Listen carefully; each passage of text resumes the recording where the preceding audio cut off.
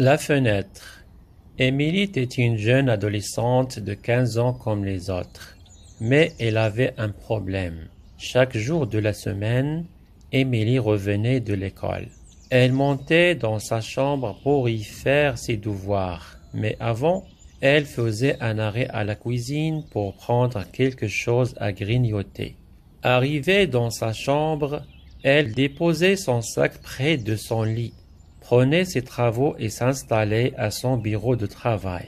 Elle prenait bien soin de ne pas regarder vers la fenêtre parce qu'elle savait qu'il était là. Il l'observait. Il y était presque toutes les fois. Subtil, mais visible, Émilie avait l'impression qu'il notait le moindre de ses gestes. Émilie avait tout essayé, mais rien ne fonctionnait. Elle avait pris ses souliers qu'elle jetait par la tête de celui qui la dérangeait tant. Des journaux roulaient pour faire plus mal. Elle avait même essayé de l'attraper un jour. Mais c'était toujours sans résultat, car chaque fois, elle prenait la fuite. Puis après l'avoir un peu oublié, l'adolescente se retourna pour regarder par la fenêtre. Elle n'était plus là. Il avait profité de la distraction d'Émilie pour s'évaporer.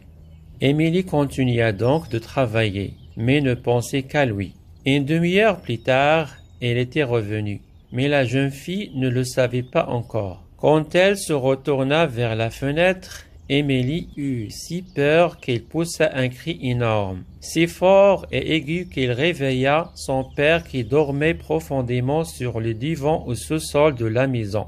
Émilie prit même le temps de prendre sa chaussure et de la jeter vers la fenêtre pour essayer de faire fuir cette espèce de monstre pervers. Le père d'Émilie arriva à toute allure dans la chambre de sa fille en se demandant ce qui pouvait bien se passer. « Papa, regarde dans la fenêtre, fais quelque chose, je veux que tu le fasses partir tout de suite. Qu'est-ce qui se passe? De quoi parles-tu?